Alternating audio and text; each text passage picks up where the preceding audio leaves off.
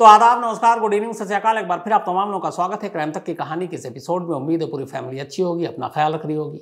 Sidhu Moosewala case में अभी कोई अपडेट है नहीं। लॉरेंस बिश्नोई पंजाब पुलिस की हिरासत में, पूछताछ चल रही है। जैसे कोई नया अपडेट होगा मैं आपको जरूर बताऊंगा। लखनऊ पबजी मर्डर केस में भी अभी फिलहाल पुलिस जांच कर रही है और कोई नया इसमें अपडेट नहीं आया।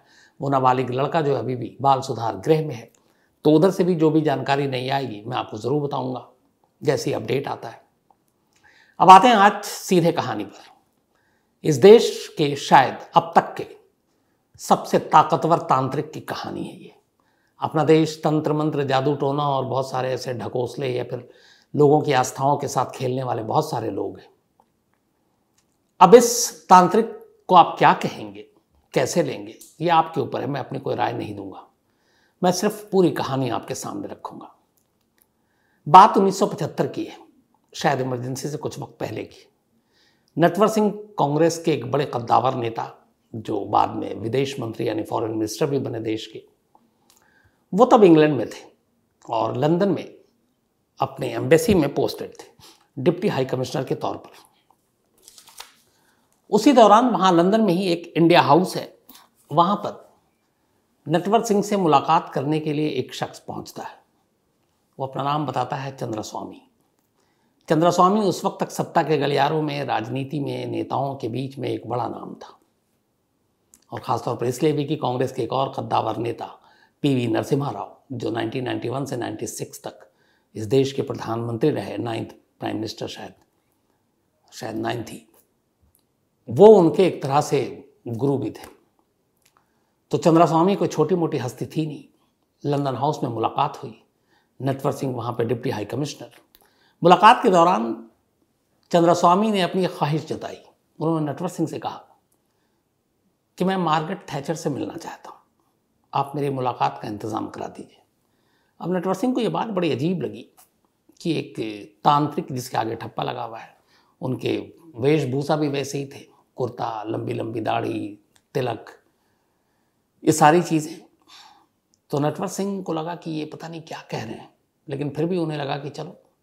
और चूंकि एक एमपी की सिफारिश पर वो मिले भी थे और उन्हें ही पता था चंद्रस्वामी की हैसियत के बारे में, उन्होंने कहा ठीक है, मैं कोशिश करता हूँ।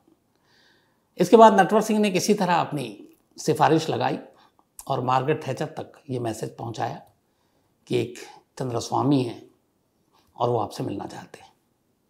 मार्गरेट थैचर तब ब्रिटेन की पीएम नहीं थी, वो अपोजिशन की लीडर थी, और उस वक्त वो कंजर्वेटिव पार्टी जो थी उसकी लीडर चुनी गई थी, और फर्स्ट थी जो विमेन थी, महिला। तो अपोजिशन की लीडर थी, फिर भी नटवर सिंह जी के साथ रिश्ते अच्छे थे। उन्होंने मुलाकात का वक्त तय करा दिया और 10 मिनट दिया। मार्गरेट थैचर ने कहा कि मेरे पास सिर्फ 10 मिनट है, इस 10 मिनट के लिए मैं मिल लूँगी। चंद्रस्वामी ने कहा ठीक है, ये मेरे लिए काफ़ी है।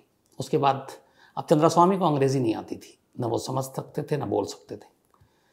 तो चंद्रस्वामी ने नटवर सिंह से कहा कि आप ही चलिए और मेरे ट्रांसलेटर भी बन जाइएगा। नटवर सिंह चल लिए। अब ये दोनों मार्गरेट थैचर के पास पहुंचते हैं। मार्गरेट थैचर भी देखकर चंद्रस्वामी को थोड़ी सी चौंकती है कि एक शख्स जो बिल्कुल माथे पे तिलक, लंबी लंबी दाढ़ी, पीले वस्त्र, एकदम बाबा टाइप। मार्गरेट थैचर को लगा कि पता नहीं क्यों मिलने आए। लेकिन वहाँ जाते ही चंद्रस्वामी ने 2 पेपर मंगाए। उन्होंने कहा मुझे 2 कागज़ चाहिए। कागज़ उनको दिया गया, मार्गरेट थैचर सामने है। इधर नटवर सिंह की भी थोड़ी सी हवा ख़राब है कि पता नहीं, अब वो एक ब्यूरोक्रेट, डिप्टी हाई कमिश्नर, एक अपोजिशन की लीडर, ब्रिटेन की वो भी, तो पता नहीं क्या कर रहे हैं, और कुछ बताया नहीं चंद्रस्वामी ने। 2 पेपर आया, उन्होंने एक पेपर पे पेंसिल से खाने बनाए, सीधी और लकीरें। अब उस पेपर पर उन्होंने 5 खाने बनाए, जो हम लोग गेम खेलते हैं कई बार, काटने वाला। तो उस पर 5 बनाए, उसको एक साइड कर दिया, और दूसरा पेपर उठाया और उसके 5 टुकड़े किए, और 5 टुकड़े मोड़कर उन्होंने आगे कर दिया। इसके बाद उन्होंने मार्गरेट थैचर से कहा कि आपके मन में जो भी सवाल है वो इन 5 टुकड़ों पर लिखकर इन 5 खाने पर रख दीजिए। जो एक कागज़ पर उन्होंने 5 खाने बनाए थे। नटवर सिंह ने ट्रांसलेट करके मार्गरेट थैचर को बताया। मार्गरेट थैचर को लगा पता नहीं क्या ये बकवास है। अनमने ढंग से खैर उन्होंने 5 जो टुकड़े किए थे कागज़ के उसको उठाया और उस पर उन्होंने अपने सवाल लिख दिए और सवाल लिखकर उन खानों पे डाल दिया। इसके बाद चंद्रस्वामी ने मार्गरेट थैचर से कहा कि अब आपने जो ये 5 सवाल लिखे हैं उनमें से कोई एक सवाल आप अपने मन में सोचिए। मार्गरेट थैचर सोचने लगी, मुंह से कुछ नहीं बोला। इतने में चंद्रस्वामी ने, जो वो मन में सवाल सोच रही थी, अब जाहिर सी बात है मार्गरेट थैचर तो इंग्लिश में ही सोच रही होंगी, चंद्रस्वामी ने हिंदी में उस सवाल को दोहरा दिया और नटवर सिंह से कहा कि इसको ट्रांसलेट करके सुनाओ। अब नटवर सिंह ने कहा कि क्या ये क्वेश्चन था जो आपके दिमाग में चल रहा था?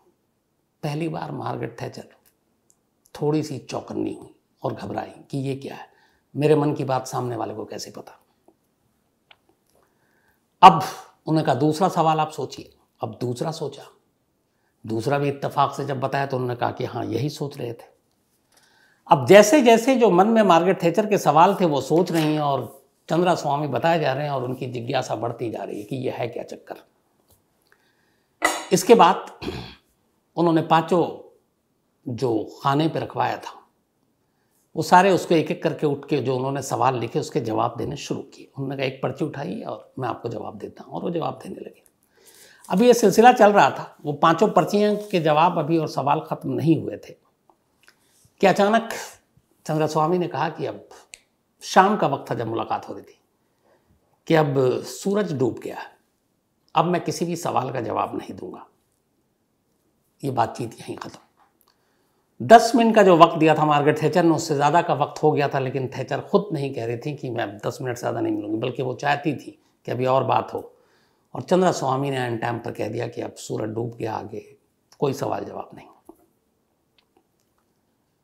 अब थैचर को लगा कि ये क्या है, तो उन्होंने कहा कि नटवर सिंह से मुझे कुछ और सवाल जवाब पूछना है। तो उन्होंने कहा नहीं अब जवाब नहीं देंगे। तो उन्होंने कहा पूछा आप कब जवाब देंगे?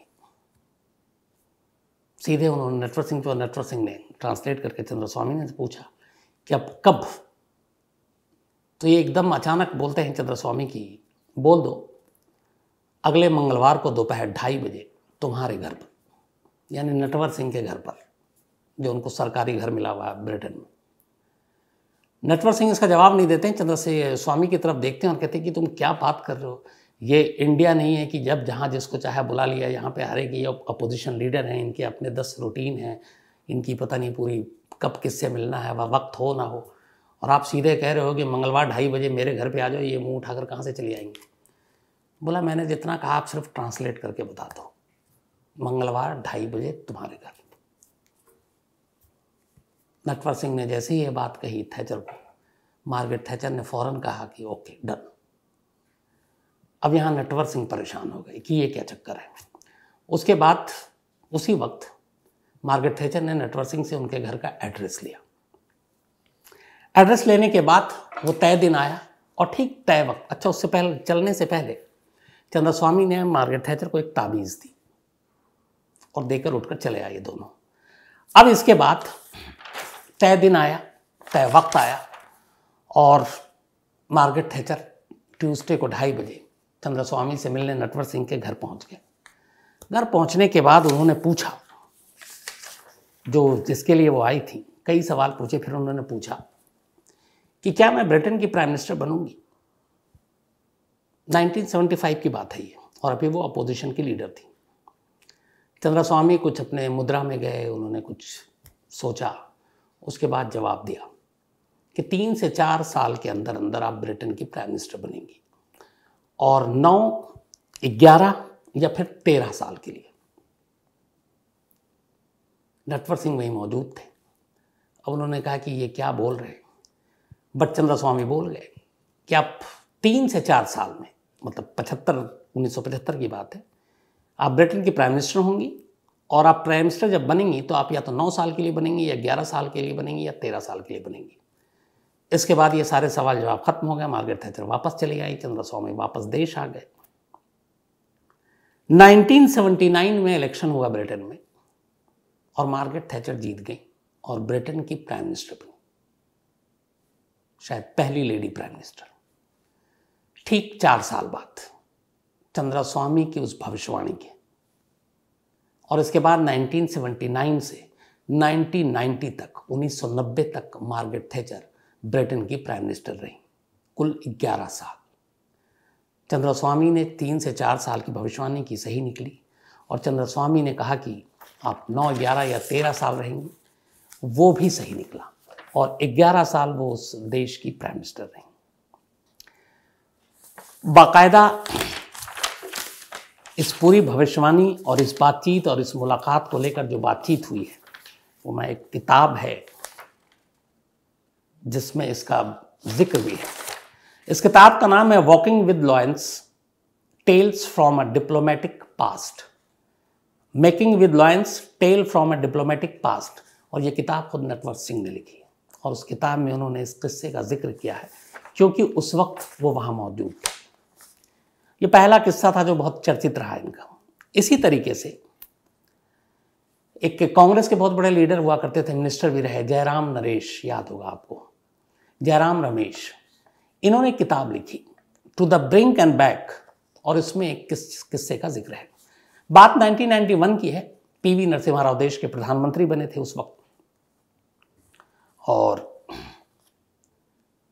1991 में बड़ी पूरी दुनिया में आर्थिक मंदी आ गई थी, क्राइसिस था पूरा, और अपनी भी हालत देश की खराब थी, महंगाई बढ़ रही थी, जो खजाना है खाली हो रहा था विदेशी मुद्रा का, फॉरेन करेंसी का, ये सारी चीज़ें चल रही थी। नरसिम्हा राव परेशान थे, और नरसिम्हा राव के दोस्त और गुरु भी थे चंद्रस्वामी। तो कहते हैं कि एक दिन नरसिम्हा राव चंद्रस्वामी के पास पहुंचे, उन्होंने कहा कि बड़ी आर्थिक मंदी है, हालत ठीक नहीं है, हमारे पास विदेशी मुद्रा का भंडार भी अब खत्म होते जा रहा है, पता नहीं क्या होगा। तब कहते हैं कि चंद्रस्वामी ने नरसिम्हा राव से कहा कि घबराओ मत दोस्त, सब ठीक हो जाएगा, आप ब्रुनेई के किंग से जाकर बात कीजिए, ब्रुनेई के शाह से, वहाँ के बादशाह से। उन्होंने कहा कि मैंने उनसे ऑलरेडी बात कर ली है, और जितना पैसा चाहिए वो आपको उधार देंगे बिना किसी सवाल के। ये बात सुन के नरसिम्हा राव खुश हो गए। उसके बाद वो वापस आए और इस बात को सीरियसली ली, और कहते हैं कि उस वक्त एक प्लेन इन्होंने स्पेशली तैयार किया कि एक प्लेन को ब्रुनेई भेजो, वहाँ के शाह से बात हो गई और वो पैसे देंगे, उधार देंगे, उससे हमारा विदेशी मुद्रा बढ़ेगा, थोड़ी सी आर्थिक मंदी के जो हालात ख़राब हैं वो ठीक हो जाएंगे। अब ये बात जैसी उनके कैबिनेट को पता चली, वो सब घबरा गए। उन्होंने नरसिम्हा राव से कहा कि सर आप ये क्या कर रहे हैं, ये कोई दो दोस्तों या दो लोगों के बीच पैसे का लेन देन नहीं है, दो देश के बीच में है, और आप दो देश के बीच में सिर्फ एक चंद्रस्वामी ने फ़ोन कर दिया और वो देने को तैयार, और हम प्लेन भेज के वो पैसे मंगा रहे हैं, इसका कोई मतलब नहीं है। उसके लिए कुछ रूल्स रेगुलेशन है, लेना देना हर एक का तरीका होता है। कहते हैं उसके बाद उन्होंने कहा कि बाद में पता चलेगा लोगों को तो क्या कहेंगे।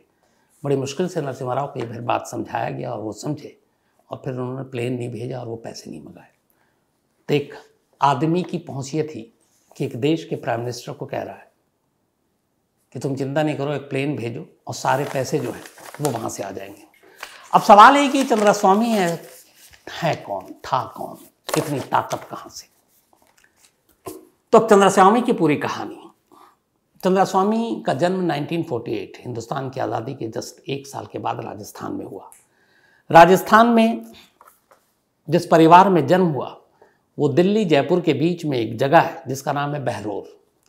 चंद्रस्वामी के जो पिता थे उनका नाम धर्मचंद जैन था। चंद्रस्वामी असल में जैन, एक जैन परिवार में जन्म हुआ, और धर्मचंद जो उनके पिता थे वो सूद पर लोगों को पैसे देने का काम करते थे। इनका ताल्लुक गुजरात से था, लेकिन फिर ये परिवार राजस्थान आ गया, और जब 1948 में चंद्रस्वामी का जन्म हुआ, चंद्रस्वामी का नाम बाद में चंद्रस्वामी रखा गया। पहले जब जन्म हुआ तो माँ बाप ने नाम रखा नेमीचंद। तो नेमीचंद का जब जन्म हुआ तो परिवार हैदराबाद चला गया। हैदराबाद में ही, हालांकि चंद्रस्वामी ने पढ़ाई लिखाई नहीं की, कहते हैं कि बचपन से ही तंत्र मंत्र और इन सारी चीज़ों में शौक था। तो 16 साल के होने पर नेमीचंद ने अपने आप को चंद्रस्वामी घोषित कर दिया और अपने आप को सन्यासी या तांत्रिक कहें आप घोषित कर दिया। इधर उधर भटका, फिर बनारस पहुँचे, बनारस के बाद कुछ दिन बिहार में भी रहे, और फिर ये सारी चीज़ें करके वापस हैदराबाद पहुँचे। हैदराबाद में उस वक्त पीवी नरसिम्हा राव आंध्र प्रदेश के मुख्यमंत्री थे जब ये पहुँचे। 1971 से 1973 के बीच की बात है ये। तो करीब उस वक्त चंद्रस्वामी की उम्र 24-25 साल थी। तो वहाँ आंध्र प्रदेश में पीवी नरसिम्हा राव कांग्रेस के मुख्यमंत्री बने, और वहीं पर कुछ ऐसी चीज़ें हुई कि चंद्रस्वामी से मुलाकात हुई नरसिम्हा राव की, और चंद्रस्वामी अपने तंत्र मंत्र और इन चीज़ों के ज़रिए नरसिम्हा राव को इतने प्रभावित कर गए कि नरसिम्हा राव देखते ही देखते बेहद करीब आ गए। उसके बाद तो ये हुआ कि वहाँ चीफ मिनिस्टर के ऑफिस और रेजिडेंस में भी चंद्रस्वामी को इजाज़त लेकर मिलने की ज़रूरत नहीं थी, जो 1991 से 95 तक जारी रहा। कहते हैं कि जब पीवी नरसिम्हा राव इस देश के प्राइम मिनिस्टर थे, चंद्रस्वामी ने कभी अपॉइंटमेंट नहीं लिया मिलने के लिए। वो दरवाज़ा 7 रेस कोर्स जो पीएम का रेजिडेंस है ऑफिशियल, अब उसका नाम बदल गया है, वहाँ डायरेक्ट एंट्री हुआ करती थी। और कहते हैं कि पीवी नरसिम्हा राव चंद्रस्वामी से पूछे बिना कोई फैसला भी नहीं लेते थे। तो वही नरसिम्हा राव 71 से 73 के बीच में आंध्रा के चीफ मिनिस्टर थे, हैदराबाद में मुलाकात हुई। ये भी कहते हैं कि उस वक्त वो कांग्रेस के प्रेसिडेंट थे स्टेट के, और कुछ वक्त के लिए चंद्रस्वामी को वहाँ के हैदराबाद के यूथ कांग्रेस का जनरल सेक्रेटरी भी बनाया था।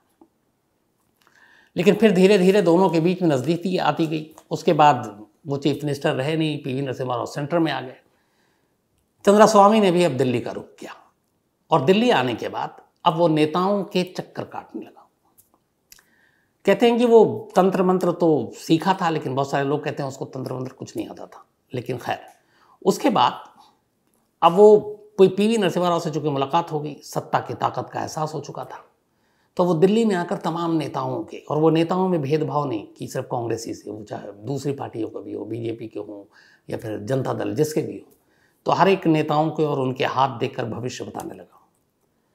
अब उसके भविष्य जो बताता बहुत हमेशा लगभग ज़्यादातर सही होता। अब ये चक्कर क्या था? हालांकि इसका खुलासा एक हमारे बड़े सीनियर भी कहना छोटा शब्द होगा, हिंदी जर्नलिज्म के भीष्म पितामह में से एक है राम बहादुर राय जी, और मेरा नसीब है कि मैंने उनके साथ जनसत्ता में कुछ वक्त के लिए काम किया था। तो उन्होंने एक जगह पूरी डिटेल में लिखा, तो उन्होंने बताया कि ये जो चंद्रस्वामी उस वक्त उस दौर में 70s में नेताओं के इर्द गिर्द और उसको बताता था, असल में वो उसे ज्योतिष ज्ञान ही नहीं था। तो फिर कैसे बताता था? तो उन्होंने कहा कि उस वक्त हिंदुस्तान समाचार एजेंसी हुआ करती थी कनॉट प्लेस में, और उस हिंदुस्तान समाचार एजेंसी में एक ज्योतिष पर एक जर्नलिस्ट थे जिनकी बड़ी अच्छी पकड़ थी, बहुत अच्छा वो ज्योतिष विज्ञान जानते थे और बताते थे। तो उसके न्यूज़ एडिटर होते थे ज्योतिष विज्ञान के, बल्कि वहाँ पे एक न्यूज़ एडिटर थे जिनको ज्योतिष भी पता थी। उनका नाम था राम रूप गुप्त। तो कहते हैं कि चंद्रस्वामी अक्सर हिंदुस्तान समाचार एजेंसी के दफ्तर आता और राम रूप गुप्त से मिलता, और बहुत सारे लोगों की कुंडली लेकर आता, और राम रूप गुप्त से कहता कि इनकी ज़रा भविष्य बता दो, और वही कुंडली ले जाकर वो अपने उन लोगों को सामने पेश कर देता जैसे वो बता रहा है। ये राम बहादुर राय जी का कहना है। तो इस तरीके से लोगों में भी असर पड़ता चला गया। एक ये भी है कि जब वो दिल्ली आया तो अब रहे कहाँ, ठिकाना कहाँ? तो कहते हैं कि एक बिहार के एमपी थे, उस बिहार के एमपी का जो क्वार्टर मिलता है नई दिल्ली में है, तो उस क्वार्टर के उसमें जो एमपी का घर था उसमें एक रूम था, सर्वेंट क्वार्टर। तो कहते थे उसमें सर्वेंट क्वार्टर में 2 लोग रहते थे, एक जो बाद में प्राइम मिनिस्टर बने चंद्रशेखर उनके पीए, और दूसरे चंद्रस्वामी, तो वहीं रहते थे। लेकिन फिर धीरे धीरे नेताओं के भविष्य बताते बताते चंद्रस्वामी का कद बढ़ता गया। इस बीच में नरसिम्हा राव का भी यहाँ पे कद बढ़ता गया, और इत्तेफाक से राजीव गांधी की मौत के बाद फिर बहुत सारी चीज़ें हुई, और 1991 में नरसिम्हा राव इस देश के प्राइम मिनिस्टर बन गए। अब जैसे ही नरसिम्हा राव देश के प्राइम मिनिस्टर बने, चंद्रस्वामी की किस्मत बदल गई। अब सीधे 7 race course road, prime minister घर, यहाँ उनकी तूती बोलने लगी। अब उनसे मिलने जुलने वालों की लाइनें लगनी शुरू हो गई। बड़े बड़े कद्दावर नेता, बड़े बड़े लोग, सिर्फ अपने नहीं बल्कि विदेश के भी, वो आगे बताऊंगा। अब कद बढ़ता गया, लोग दीवाने होते गए, और वो भविष्य बताते गए। अब चंद्रस्वामी का एक अलग रूप टीवी, अखबार, बल्कि टीवी भी तो ज़्यादा नहीं, अखबारों में उनके किस्से छपने लगे, तस्वीरें छपने लगी। फिल्म इंडस्ट्री से लेके पता नहीं कौन कौन उनके जितने जो चाहने वाले हैं, उसमें एक लंबी लिस्ट जुड़ती गई चंद्रस्वामी की, और लोग मिलने के लिए बेताब रहते थे। नरसिम्हा राव का तो आपको नाम लिया ही। इसके अलावा जब मार्गरेट थैचर बनी, फिर जाहिर सी बात है कि उन्हें पहली बार उन्होंने ही बताया, तो वो भी चंद्रस्वामी की भक्त। इसके अलावा अमेरिका के जो पूर्व राष्ट्रपति थे रोनाल्ड रीगन, उनकी वाइफ नैन्सी रीगन चंद्रस्वामी की भक्त। इसके अलावा कहते हैं जो हॉलीवुड की स्टार एलिजाबेथ टेलर, वो भी उनकी ब्रुनई के सुल्तान, जिससे कहा था पीवी नरसिम्हा राव को कि प्लेन भेज के आप पैसे ही मंगवा लीजिए, तो उसके सुल्तान वो चंद्रास्वामी के। बहरीन के शेख वो भी फ़ैन। इसके अलावा हथियारों का सबसे कुख्यात सौदागर या जो कहे हम, अदनान खशोगी सऊदी अरब का, वो भी। इसके अलावा underworld don Dawood Ibrahim, film star में तो बहुत लंबे लंबे नाम हैं, जिसमें राजेश खन्ना भी है, आशा पारेख भी हैं, तो ये बहुत सारे नाम हैं। तो ये सारे दीवाने होते गए इधर, चूँकि एक तमगा भी मिला हुआ है कि चंद्रास्वामी ये प्राइम मिनिस्टर नरसिम्हा राव के बेहद करीबी, वो उनसे बिना सलाह के कोई काम नहीं करते हैं और जो भी बताता सही बताता है। तो हमारा देश वैसे अंधभक्तों का, जल्दी हम अंधभक्तों पे बिलीव करने लगते हैं। तो अंधभक्ति ऐसी होनी शुरू हुई कि चंद्रास्वामी देखते ही देखते बहुत बड़ा कद हो गया, सब कुछ ठीक चल रहा था। लेकिन फिर 95 आता है। इस दौरान में, इससे पहले अदनान खशोगी से नज़दीकी होती है। अदनान खशोगी दिल्ली आता है और कहते हैं कि इसमें अपनी खुफिया एजेंसी रॉ का भी हाथ था, क्योंकि हथियार अपने सेना और बाकी के लिए, तो वो सारी चीज़ें भी हुई। लेकिन फिर ये भी है कि उसने इसमें बहुत सारी दलाली भी ली, तो ये सारी चीज़ें चलती रही। फिर इसी बीच में दाऊद इब्राहिम के साथ नाम जुड़ा। हुआ ये कि बबलू श्रीवास्तव, जिसकी मैंने आपको कहानी सुनाई है, वो अपने देश में किडनैपिंग किंग, सबसे बड़ा किडनैपर वही। तो इसने जब ये गिरफ्तार हुआ था 1993 में, बल्कि 93 में नहीं, सॉरी, उससे पहले 1989 में इसने बताया, किस्सा बताया बबलू श्रीवास्तव ने, जब ये अरेस्ट हुआ था, कि 1989 में दाऊद इब्राहिम ने चंद्रास्वामी को 3 किस्तों में एक बहुत बड़ी करोड़ों में रकम दी थी, जो हवाले के रास्ते चंद्रास्वामी ने देश के बाहर पहुंचा दिया था, दाऊद इब्राहिम ने। और पहले दाऊद इब्राहिम के लिए बबलू श्रीवास्तव काम भी करता था, लेकिन 1993 ब्लास्ट के बाद वो अलग हो गया था। अदनान खशोगी से भी हथियारों की डीलिंग और दलाली के लिए चंद्रास्वामी पर इल्ज़ाम लगा। ये सारे इल्ज़ाम लगते गए। इवन राजीव गांधी की हत्या में भी चंद्रास्वामी पर इल्ज़ाम लगा। वो ये कि जो राजीव गांधी की हत्या की साजिश रची गई थी, उसमें एक शख्स था जिसके साथ चंद्रास्वामी ने मिलकर साजिश रची, और जो हथियार के लिए जो पैसे हैं वो चंद्रास्वामी ने दिए। राजीव गांधी के कत्ल की जांच के लिए एक कमेटी बैठी थी, जिस कमेटी ने अपनी पूरी जांच भी की, और उस जांच में बाकायदा चंद्रास्वामी का नाम लिया कि राजीव गांधी की हत्या की साजिश में चंद्रास्वामी का हाथ था। लेकिन हालांकि अदालत ने किसी उस कमेटी, जैन कमीशन की वो रिपोर्ट थी, लेकिन कोई माना नहीं अदालत ने। लेकिन इसका नाम जुड़ा, वो खशोगी के साथ जुड़ा, इसके अलावा दाऊद के साथ जुड़ा, कुछ नहीं हुआ। एक याद होगा आपको, 1982 में मिस इंडिया हुई थी, पामेला बोर्डेस, उनके बड़े किस्से हैं, कभी मैं सुनाऊंगा क्राइम तक कहानी में ही। डेली मेल को एक इंटरव्यू दिया था पामेला बोर्डेस, और पामेला बोर्डेस को लेकर चंद्रास्वामी के किस्से बहुत सारे चर्चा में रहे। तो एक इंटरव्यू में पामेला बोर्डेस ने कहा था कि अदनान खशोगी और चंद्रास्वामी, इन दोनों के लिए वो एक सेक्सुअल प्रेजेंट है, और बड़े बड़े क्लाइंट और उनके लिए वो न सिर्फ पेश होती थी बल्कि पेश किया जाता था। और 1989 में ही पामेला की ये सारी कहानी सामने आ चुकी थी। तो कुल मिलाकर चंद्रास्वामी के बाद, उसके बाद जो खबरें आई वो ये था कि कैसे चंद्रास्वामी अपनी ताकत, पॉलिटिकल, फिर इस तरह की मॉडल्स और इनको सेक्स, वेपन, हथियार, खशोगी, मनी, इन सब का मिला के कॉकटेल करके पूरा एक धंधा करता था। इतना ताकतवर हो गया था कि कोई उस पर हाथ रखने को तैयार नहीं था, क्योंकि उसकी सीधी पहुंच प्राइम मिनिस्टर ऑफ इंडिया तक थी। लेकिन कहते हैं कि हर जो ऊंचाई पर जाता है वो नीचे भी आता है। 1991 से 1995 तक, बल्कि 5 से थोड़ा पहले तक, चंद्रास्वामी के दिन बड़े अच्छे थे। आलीशान फार्म हाउस साउथ दिल्ली में, कुतुब इंस्टीट्यूशनल एनक्लेव के पास। और 1995 आते आते ये हुआ कि कांग्रेस के अंदर सत्ता को लेके आपसी लड़ाई शुरू हो गई, क्योंकि नरसिम्हा राव पहले ऐसे प्राइम मिनिस्टर थे जो गांधी परिवार से नहीं थे, तो बहुत सारे और भी थे, और वो साउथ से आते थे।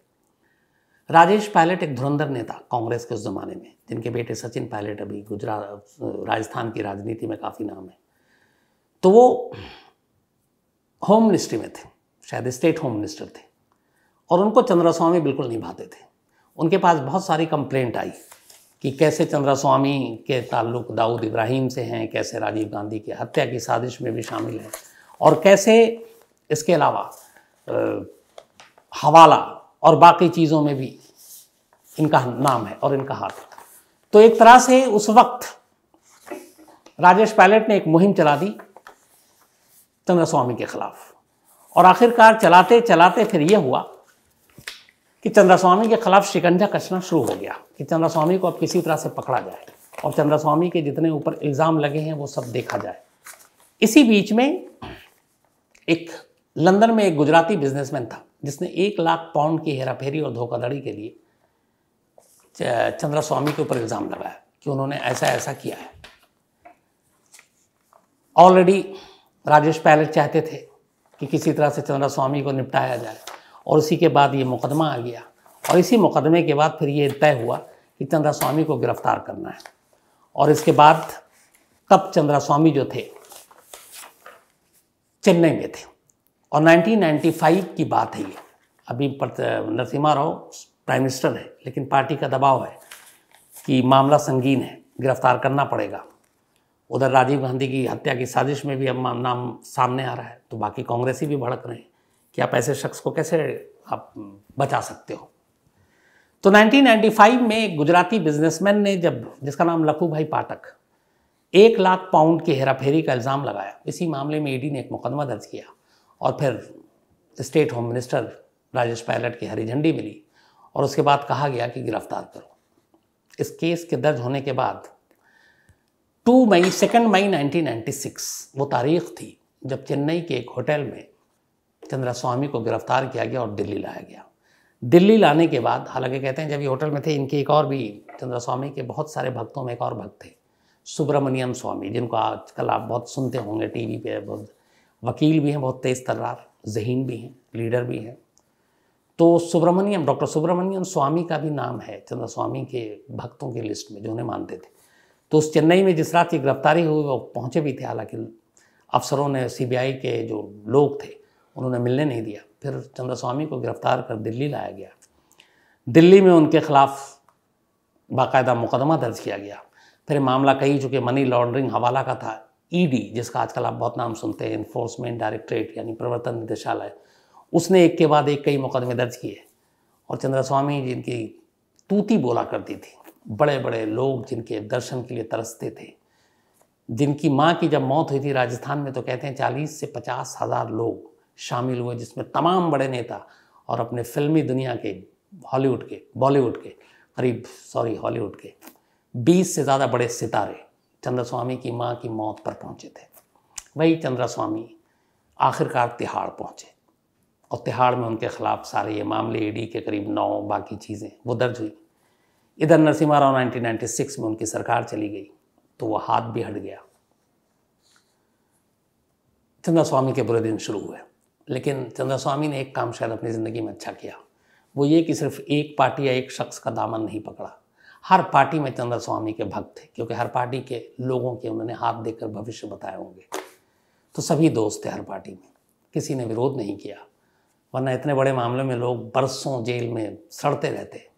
कुछ वक्त के बाद ही चंद्रस्वामी को हर केस में ज़मानत मिलती गई और वो बाहर आ गए। बाहर आने के बाद वही साउथ दिल्ली के अपने आलीशान फार्म हाउस में रहने लगे, और इसके बाद बीच में बीमार भी। फिर 66 साल की उम्र में 23 मई 2017 23 मई 2017 को बीमारी की वजह से दिल्ली के अपोलो हॉस्पिटल में बड़ी खामोशी से चंद्रस्वामी ने दम तोड़ दिया, और इस तरीके से इस देश के सबसे ताकतवर तांत्रिक की कहानी का अंत हुआ। करीब 3 से 4 बार मुझे मौका मिला चंद्रस्वामी से मिलने का, और इसी कुतुब इंस्टीट्यूशनल एरिया के पास जहाँ चंद्रस्वामी रहा करते थे, तब मैं आज तक मेरी जनसत्ता में हुआ करता था, और फार्म हाउस और ये सारी चीज़ें चल रही थी। चंद्रस्वामी के जेल जाने, जेल से बाहर आने, बहुत सारी चीज़ें उनको लेके, सारी कहानियाँ भी जो आती थी तो कवर करने के लिए। चंद्रस्वामी के घर पर जब आप जाएं तो वो हर एक जिससे जो भी मिलने आता था, बड़ा आलीशान वो है। और कहते हैं कि मुझे जो मेरे बॉस हैं वो कहा करते थे कि जब मिलना तो ज़्यादा देर तक आंखों में आंखें डाल के मत बात करना, वरना तू अपने सारे सवाल भी भूल जाएगा और भटक जाएगा, क्योंकि वो आपको अपने कंट्रोल में कर लेते हैं। तो मैं और भी डर जाता था, मेरे लिए सारी नई चीज़ें थी, नया तो जर्नलिज्म में आया था, ऊपर से क्राइम रिपोर्टिंग, और ऊपर से इतने बड़े बाबा जिनके लिए प्राइम मिनिस्टर भी कभी अपना दरवाज़ा बंद नहीं करते थे। तो बड़े सारे वो सारी उधेड़ बुन में मैं ITO एक्सप्रेस बिल्डिंग से कुतुब इंस्टीट्यूट तक पहुंचा था, मुझे याद है आज भी। ऑफिस की वो गाड़ी थी मारुति वैन, तो हमारे फोटोग्राफर थे शायद प्रवीण जैन जी, मारुति वैन में पहुंचे हम वहाँ पे। थोड़ी देर इंतज़ार कराया गया, इसके बाद बताया गया कि ये एक्सप्रेस और जनसत्ता से हैं। तो बड़े अच्छे मूड में मिले, और वहाँ पे कोई भी बातचीत, जैसे ही आप मिलने जाते हैं तो एक उनका मुलाजिम होता है जो आता है और वो बोलते हैं, ऐसे इशारा करते हैं, वो प्रसाद, तो प्रसाद आया, वो पेड़ा देते हैं प्रसाद के लिए। अब मुझे तो बॉस ने कह दिया था, मेरे बॉस थे सुशील कुमार सिंह जी, तो मैंने कहा आंखों में आंखें ना डालने के लिए, उन्होंने बोला पता नहीं पेड़ा में भी ऐसा कुछ ना हो। तो मैंने ऐसे पकड़ा हुआ है प्रसाद और बस देख रहा हूँ, खा नहीं रहा हूँ, हिम्मत भी नहीं हो रही है। और थोड़ी देर बाद जब देखा कि इधर उधर ध्यान गया, कुछ और लोग मिलने के लिए आ गए, तो एक पेपर था उसमें मैंने लपेट के और यूं ही जहाँ बैठा था साइड में रख लिया। उसके बाद बातचीत का सिलसिला शुरू हुआ था। तो अब चूँकि मेरा तो क्राइम वाला मामला था, तो मैं ज़्यादातर तिहाड़ की ज़िंदगी, तिहाड़ का खाना, यही सारी चीज़ें पूछ रहा था। और मेरा ये जानना था कि वो दिन कैसे रहे तिहाड़ में। हालांकि ये भी खबर थी कि तिहाड़ वो चंद्रस्वामी गए ज़रूर, लेकिन अब जिसका हाथ मतलब प्राइम मिनिस्टर से दोस्ती हो, बड़े बड़े लोग हो, और अपने चाहे वो फिर पुलिस वाले हो या कोई और हो, वर्दी के पीछे होता तो इंसान है। तो कहते हैं कि तिहाड़ की वो खबर भी की थी मैंने कि तिहाड़ के अंदर भी चंद्रस्वामी के लोग मुरीद हो गए थे, जेल के स्टाफ भी, कि स्वामी जी आप हमारा भी भविष्य बता दो, हम कब तक यहाँ रहेंगे, या कब यहाँ से जेलर बनेंगे, या किसी और जेल जाएंगे, या क्या होगा। तो अब जब आपके मुरीद हो जाएंगे तो फिर तकलीफ़ क्या है। और इडली शायद ज़्यादा पसंद था खाने में, तो कहते तिहाड़ में वो भी मुहैया कराया गया था चंद्रस्वामी को। तो मेरी 2-3 मुलाकात हुई, और हर मुलाकात में एक चीज़ तो मैंने महसूस किया कि अगर वो आदमी सामने बैठकर 5 मिनट किसी से बात कर ले तो फिर वो उसको अपने उसमें ले लेगा, फिर आप शायद अपने ही वश में ना रहे। ऐसा मुझे मतलब अंदर से फील हुआ। अब ये पता है ये सच है, ये जो बॉस ने कान में कहा था कि ज़्यादा देर देखना मत, वो एक दिमाग में आपके पहले से बैठ जाता है, तो वो था या क्या था मुझे नहीं मालूम। लेकिन हाँ, आपको मिलने के बाद लगता है कि कुछ जादू सा हो रहा है। ये मतलब मेरा अपना तजुर्बा था। तो ये थी कहानी चंद्रस्वामी की, जिसकी फरमाइश शायद कई लोगों ने तो 1-1.5-2 साल हो गए होंगे करते हुए, पर अब बारी आई है। और इसकी बारी इसलिए भी आई कि कल रात को किसी शख्स का फ़ोन आया था और बातचीत हो रही थी, और इत्तेफाक से वो भी इस चंद्रस्वामी के पूरे इंसिडेंट और तिहाड़, आजकल तिहाड़ का मामला चल रहा है लॉरेंस के चक्कर में, तो बात हो रही थी। तो उसने याद दिलाई कि याद है जब तिहाड़ के तुमने सवाल पूछे थे, तो मैं खुद ही भूल गया था। मैंने कहा हाँ हाँ मुझे याद आया। तो फिर उसी वक्त कल रात को मैंने सोचा कि क्यों ना चंद्रस्वामी की कहानी आपको सुना दूँ। तो आज ये कहानी थी, पता नहीं आपको अच्छी लगी बुरी लगी, जैसा भी हो आप बताइएगा ज़रूर, पर मैंने पूरी ईमानदारी से सुनाने की कोशिश की। अब कहानी ख़त्म करूँ उससे पहले अपना वही सिलसिला, आज नवीन जी का बर्थडे है, तो हैप्पी बर्थडे नवीन। और मुकेश जांगिड़ जी ने भेजा है, इनके बेटे हैं ये। इसके अलावा मोहम्मद अमजद का भी आज जन्मदिन है, हैप्पी बर्थडे मोहम्मद अमजद साहब। इसके अलावा मौसम सिंह, इनका भी आज जन्मदिन है, और चंदन सिंह की वाइफ हैं ये। अब मौसम सिंह इन्होंने सही भेजा कि नहीं मुझे नहीं मालूम, क्योंकि मैंने वो 2 बार चेक किया, मौसम है या मौसमी है, ये चंदन सिंह जी आप जाने, लेकिन फिर भी चंदन सिंह जी की पत्नी जो है उनका आज जन्मदिन है, तो बहुत बहुत बधाई। इसके अलावा मोहम्मद तौफीक, इनका भी आज जन्मदिन है, हैप्पी बर्थडे मोहम्मद तौफीक। तौफीक से नाम याद आता है, पुराने दिल्ली में एक बहुत मशहूर तौफीक बिरयानी वाला है, उसकी बिरयानी अच्छी होती है। इसके अलावा हिमाली विथलानी है, इनका भी आज जन्मदिन है, तो हैप्पी बर्थडे हिमाली जी। और संजय की बहन है ये, और जूनागढ़ गुजरात से। मोहम्मद फैज़, इनका भी आज जन्मदिन है, हैप्पी बर्थडे फैज़। और शमशीर जैन, इनके बेटे हैं। इसके अलावा मोनजीत दास, तो मोनजीत दास का भी आज जन्मदिन है, हैप्पी बर्थडे मोनजीत। और साथ ही जय भारद्वाज, इनका भी आज बर्थडे है, हैप्पी बर्थडे जय भारद्वाज जी। अमित टाटानगर से इन्होंने भेजा है। स्टीव अधिकारी नेपाल से हैं, और इन्होंने कहानी की फरमाइश की। इसके अलावा आतिफा नाज हैं, इन्होंने भी एक कहानी की फरमाइश की है। दीप नारायण सिंह जी हैं, थैंक यू सो मच आपके प्यार भरे मेल के लिए। इसके अलावा करमबीर यादव हैं। बहुत सारे लोगों ने कल मेल लिखा कि चंडीगढ़ पुलिस ने तो केस सुलझाया नहीं, सीबीआई ने भी 4-5 साल क्या किया, और क्यों नहीं कल्याणी से उसी वक्त पूछताछ किया। आपके सवालों में दम है, और सीबीआई ने भी करीब 4 साल ली। और हालांकि ये कहना कि कल्याणी का राज 4 साल बाद खुला, ये भी गलत है। कल्याणी का नाम परिवार ने पहले दिन से लेना शुरू कर दिया था, लेकिन सीबीआई ने तब भी कल्याणी से उस वक्त पूछताछ नहीं की। फिर मैं वही कहता हूँ कि जब बड़े लोगों का केस होता है तो कहीं ना कहीं एजेंसियाँ फूंक फूंक कर कदम रखती हैं, जबकि होना ये नहीं चाहिए। तो कहीं ना कहीं चाहे चंडीगढ़ पुलिस हो या सीबीआई, दोनों ने ही इस केस को अगर 7 साल तक नहीं सुलझाया गया तो इनकी गलतियां हैं और बहुत सारी गलतियां हैं। हालांकि कल अपनी एक, मैं नाम भूल गया हूँ, एक मेल आया है, बल्कि हरमन कुल्लर जी उन्होंने भेजा है, जो सिप्पी सिद्धू हैं उनके फादर नहीं है, उनकी डेथ हो चुकी है। और जो बालकनी में जो लेडी खड़ी हुई थी, जिसने पुलिस देखा 4 गोली और इस एक लेडी और उसको भागते हुए, वो बालकनी में टहलने नहीं आई थी, बल्कि उसकी बेटी शायद बाहर थी, तो आवाज़ सुनकर वो घबराई और उसके बाद वापस आई थी। तो कई बार हमारे अपनी फैमिली मेम्बर भी कुछ और जानकारी दे देते हैं और सुधार भी देते हैं। इसके अलावा शमशेर जांगड़ा जी हैं और जनको उर्तों की कहानी सुनना चाहते हैं, मैं शायद ये सुना चुका हूँ। प्रकाश परमार ने बीजल जोशी की कहानी की फरमाइश की। मैंने पहले भी कहा प्रकाश जी, बीजल जोशी की कहानी मैं सुना चुका हूँ, क्राइम तक की कहानी की लिस्ट में आपको 100% मिलेगी। इसके अलावा देवेश सक्सेना है।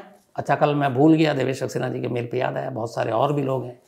कल आप लोगों के सब्र की वजह से, और आप लोग झेलते हैं इतना और अभी तक बर्दाश्त किए हुए हैं, तो 1100 कहानियाँ हो चुकी थी, आज शायद 1101 हो जाएगी। तो ये आपका प्यार है, आपकी मोहब्बत है, मजाक कर रहा हूँ उसमें, और जो आप इतने प्यार से सुनते हैं, और यही वजह है कि मैं लगातार सुना रहा हूँ। मुझे एहसास भी नहीं हुआ कि देखते ही देखते कभी 1100 कहानियाँ मैंने सुना डाली। अब 1100 कहानियों को अगर मैं साल में डिवाइड करूँ तो 365, उसमें भी संडे हटा देता हूँ, एवरेज 300 अगर लेता हूँ तो करीब 4 साल होने वाला है, और लगातार कहानियाँ सुना रहा हूँ। पर इसमें क्रेडिट मेरा कम है, आप लोग सुनते हैं इसलिए आप लोगों को क्रेडिट ज़्यादा है, और उसी वजह से मैं सुना रहा हूँ।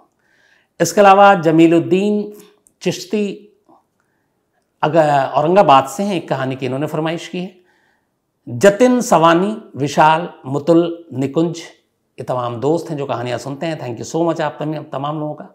इसके अलावा गार्गी मांडे गोपालन, ये नागपुर से हैं, और इन्होंने कहा कि हाँ, ये हाथ में भी लिया कि जो आप पेपर पे आप जो कुछ अपना नोट करके रखते हैं, कई चीज़ें मैं भूल जाता हूँ, पेपर में कहानी नहीं रखता हूँ, कुछ डेट्स, टाइम, कोट, ये सारी चीज़ें। तो उन्होंने कहा इस पेपर का आप फिर बाद में क्या करते हैं, अगर आप इसको सहेज लें तो बुक बन जाए। बुक नहीं बनेगी, इसलिए कि मैं जानता हूँ इस पेपर की सच्चाई, इसमें कहानियाँ कभी नहीं होती हैं। अगर किसी के हाथ भी लग जाए तो वो पकड़ नहीं पाएगा कि मैंने क्या लिखा है, क्योंकि कुछ अटपटे ढंग से कुछ नाम होंगे, कुछ तारीखें होंगी, कुछ जगह होंगी, इसके अलावा डिटेल कुछ नहीं होता है। बट इसको मैं सहेज कर रख देता हूँ ले जाकर। इसके अलावा आशीष गुजले जी हैं, और इन्होंने लिखा है कि उनके शहर में एकदम हूबहू एक मेरे जैसा शख्स है, और जब भी वो उसे देखते हैं तो मेरा ख्याल आ जाता है। तो तस्वीर भेजिएगा, मैं देखता हूँ कितने मिलते हैं। वैसे ये कहा जाता है कि इस दुनिया में एक इंसान के 7 शक्ल वाले लोग होते हैं। अब बहुत सारे लोगों ने ये बात कही है, और शायद सच भी है कई बार, इसीलिए हम देखते हैं कि बड़ी हूबहू शक्ल मिलती है। तो एक शक्ल के करीब करीब मिलते जुलते 7 शक्लें होती हैं। तो मुझे कोई हैरत नहीं अगर आशीष गुजले जी मेरे जैसे शक्ल का एक शख्स आपके शहर में घूम रहा हो तो। इसके अलावा देवाशीष उपाध्याय जी ने एक स्टोरी की फरमाइश की है, मनीष तिवारी जी ने भी एक स्टोरी की फरमाइश की है, जिग्नेश मिस्त्री जी ने भी की है, अरविंद सेठ हैं, इन्होंने रुचिका मर्डर केस पंचकुला, ये भी मैं सुना चुका हूँ अरविंद सेठ जी, और इसी क्रम तक की कहानी की लिस्ट में आपको मिलेगी पक्का। इसके अलावा तुषार सोनी जी हैं लंदन से, और इनके एक बेटे हैं जैनिल और बिटिया है आरना। अब इनकी वाइफ में लड़ाई हो गई, इन्होंने सास ससुर से भी लड़ाई कर ली, और कहते हैं कि अब मैं बड़ा उदास रहता हूँ, कई महीनों से हम साथ नहीं हैं। तो मेरा मानना है तुषार सोनी जी कि वो रिश्ता होता है पति पत्नी और बच्चों का, इवन इन लॉज का, अपने माँ बाप का, कि पता है ये रिश्ता कब बिगड़ता है या ख़राब और होता है, जब हम ये उम्मीद करते हैं कि सामने वाला आकर पहल करे और सामने वाला झुके, सामने वाला माफ़ी मांगे। इस चक्कर में, इस इंतज़ार में वक्त बीतता जाता है और रिश्ते और कड़वे होते जाते हैं। एक अच्छा और सच्चा इंसान वही है जो इंतज़ार ना करे कि सामने वाला कब क्या, पहल करे, सब कुछ ठीक हो जाता है। आजमा कर देखिएगा। दूसरा, कई बार ऐसा होता है, चीज़ें होती हैं घर में एक साथ अगर 5-6 लोग रहते हैं, बट लड़ाई झगड़े का ये मतलब नहीं कि दूरी या फिर एक दूसरे से अलग हो जाना, क्योंकि अलग होने के बाद आप या तो गारंटी कागज़ पे लिख के दीजिए कि अगली बार जिसके साथ रहेंगे उससे कभी अलग नहीं होंगे, उससे कभी लड़ाई नहीं होगी। अगर आप ये 100% कर सकते हैं तो फिर गलत नहीं है, लेकिन मुझे लगता नहीं कर पाएंगे। तो फिर जिनके साथ हैं उन्हीं के साथ लड़ाई झगड़ा, छोटी छोटी चीज़ें होती हैं, लेकिन इसका रास्ता भी है और सुलझ सकता है। तो मेरा मानना है, आपने जो सलाह पूछी, आप बिल्कुल अपनी वाइफ से बात कीजिए, इन लॉज से बात कीजिए, और बातचीत से हर चीज़ का रास्ता निकल आता है, और देखिएगा आप सब कुछ ठीक होगा। इसके अलावा शाहीन खान हैं, थैंक यू सो मच, ख़ासतौर पर शाहीन जी आपके शौहर के लिए, आपके हस्बैंड के लिए, जो आपको जिन्होंने कहानी सुनाने के लिए कहा या कहानी की लत लगाई, जो भी कहें, thank you. Vaibhav CA final, CBI भी दबाव में है, इनका सवाल है, नाराज भी थे। बिल्कुल सीबीआई भी दबाव में होती है, और सीबीआई क्यों नहीं दबाव में होगी? जो भी पार्टी सत्ता में होगी उसके अंडर में सीबीआई होगी, तो सीबीआई के डायरेक्टर को भी डायरेक्टर बनना है, एक्सटेंशन चाहिए, तो फिर बहुत सारी चीज़ें हैं, ये सारी सियासत है साहब, तो इसमें बड़े खेल होते हैं। इसके अलावा सतपाल कठैत जी हैं उत्तराखंड से, सोफिया अली हैं, thank you so much. Akash Singh है, कहानी की फरमाइश की। इंद्र कुमार ने भी एक कहानी की फरमाइश की है। अभिषेक कुमार गुप्ता जी ने भी एक कहानी की फरमाइश की है। इसके अलावा नागेंद्र शाह हैं जबलपुर से। संतोष शिवाजी राव वाजे, थैंक यू सो मच आपके मेल के लिए। इसके अलावा अनुभव शर्मा जी हैं, आपका भी शुक्रिया। मोहम्मद सैफ अली खान, और आपका भी शुक्रिया। और इन्होंने एक चीज़ भी लिखी है, कुछ भूल रहा हूँ इस वक्त। शैलेश पटेल जी ने भी एक कहानी की फरमाइश की है, साथ ही शरद यारने जी ने भी एक कहानी की फरमाइश की है। तो जो भी कहानी है सभी की बारी बारी से कहानी ज़रूर आएगी। आज कहानी में इतना ही। अब आपसे मुलाकात होगी कल रात 9 बजे किसी नई कहानी के साथ। तब तक अपना ख्याल रखिएगा। Thank you very much.